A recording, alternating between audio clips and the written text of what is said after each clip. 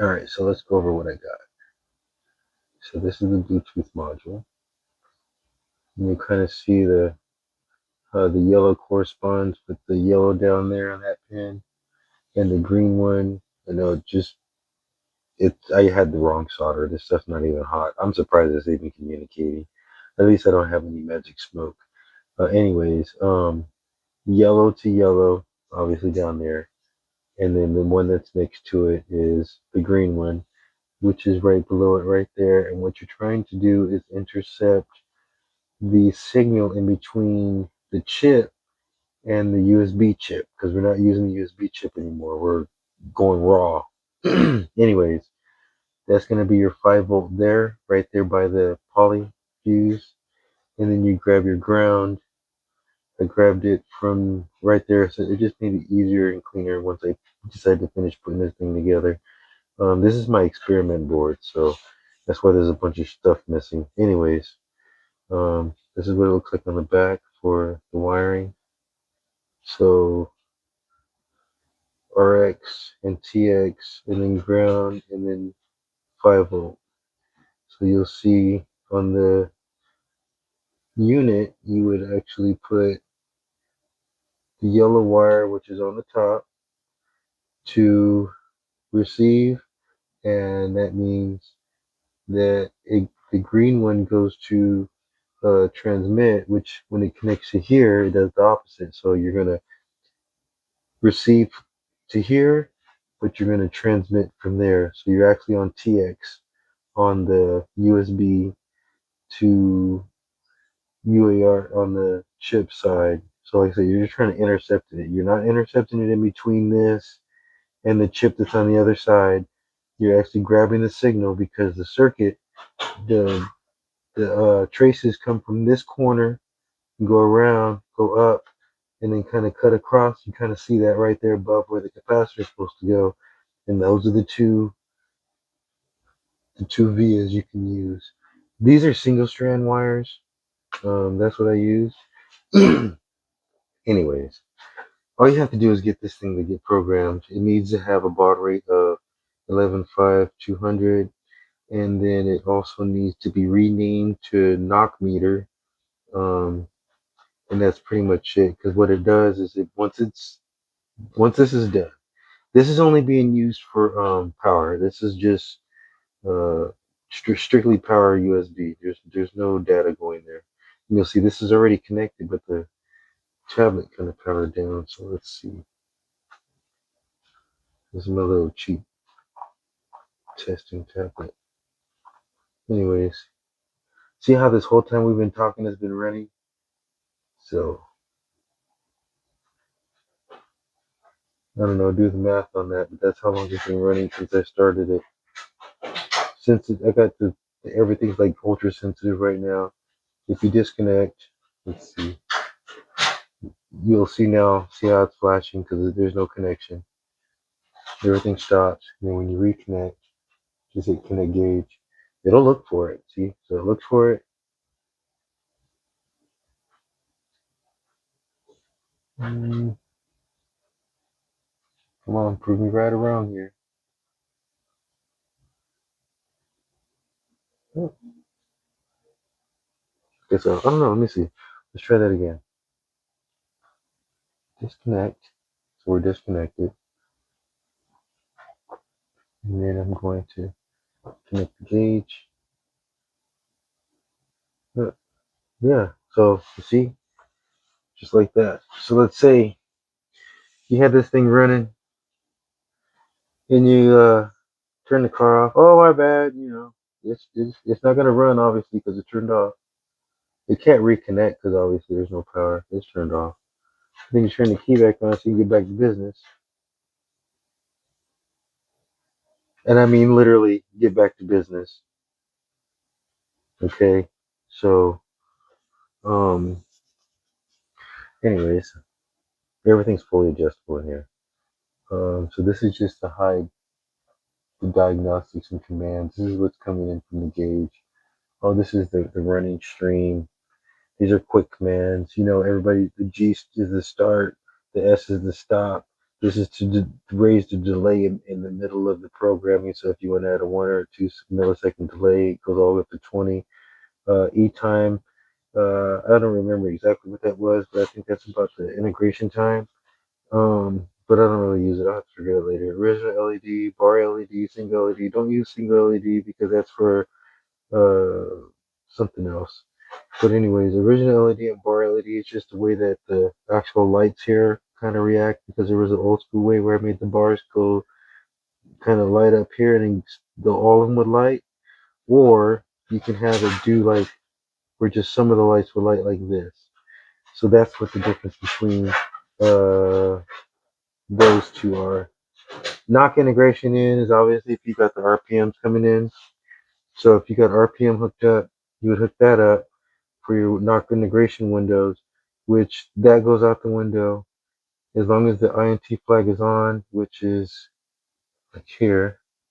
So when the INT flag is on here, it will actually do the knock integration based on whatever ECU you're using. So like on my blue card, it was the MS3. So the MS3 would output a signal. Obviously, it gets picked up like RPM because of the 4 cylinder, but it's sending out the signal on how long it wants the knock signal to be measured. So that's how you can almost do per knock cylinder um, integration based on whatever the MS3 firmware was doing. But right now, I mean, I haven't used one of those in a while. The last time I drove my blue car was like 3 years ago. So that's what I'm saying. Like, I didn't walk away from it. This project, I don't know, I stopped doing it. So, anyways, you can see everything's adjustable, fully adjustable. You'll see this. The gauge is going to calm down because we're going to like a regular setting. It's not all crazy. So you'll see now it see it kind of calm down there. But yeah, everything is fully adjustable the way it should have been. Um, Even the light time, that right there is about halfway. So light time is adjustable. If you do live update, it changes as you're touching stuff. But let's say you don't want to do live update because you might accidentally touch some stuff, then yeah, you'll see right here. See how the light changed? I mean, these are all settings that I had back then, but now it's different.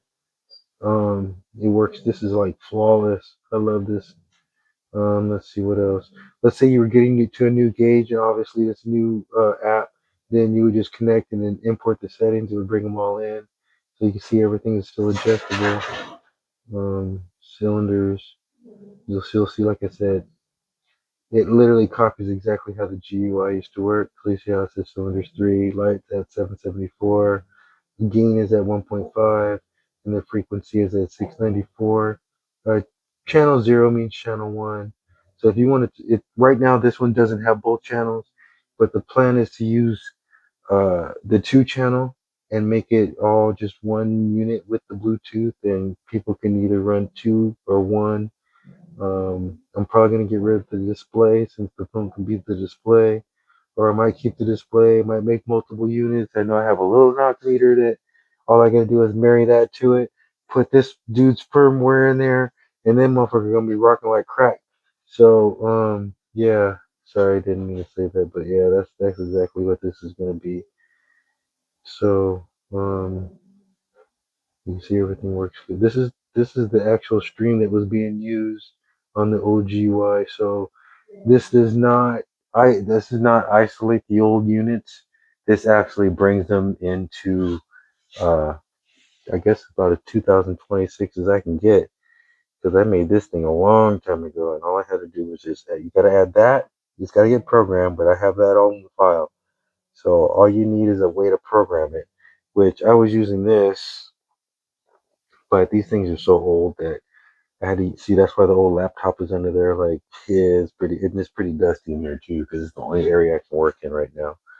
Um, but yeah, we're gonna bring it back. Like I said, this is literally just there's no fun and games here. It's a power cord.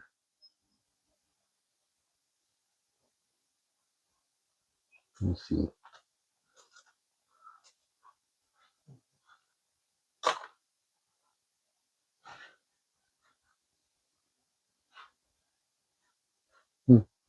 Well, I guess I can't prove it's a power cord, but yeah, it won't communicate. But yeah, Bluetooth now. Let's go.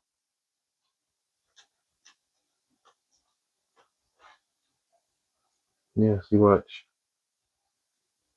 Probably, yeah, it already connected. Like that's how fast it is. It will automatically connect. See, we're already flying like Casper here. Anyways, so you got connect the gauge, disconnect, advanced connection. Don't worry about that because the Bluetooth just kicks this thing's ass. I was using a Wi-Fi bridge, and I haven't got the USB tested. I'm not worried about that because, like I said, the Bluetooth kicks all this stuff asses. You can see this thing is just running the packets, parsing them away. Shows you the last lines that are coming in, just like how the GUI used to be. But this is way better. Hide the advanced. Got a heads-up display. It looks kind of wonky right now this way. Works good this way. Oh, be quiet, Benny. I'll let you out in a minute. But you see, that's not really lit right now, but that actually would light up if it was over the threshold. I'm just showing you guys how I would have done it. So this is the actual HUD part. So if you have it like this, up on a piece of glass, I know it's kind of hard to see it here, but you see, yeah, there we go. So you get your little jinky phone that can do this all by itself. Talk with some Bluetooth. Spend about $5. I think that's about no. I think they're like $10 right now, right? And then I'll let you out right now, Benny. And then you gotta double tap the right corner because it's kind of weird. And then you can do whatever you guys want to do. Like I said, I'm gonna integrate it, make it one set. But yeah, here you go. Everything works.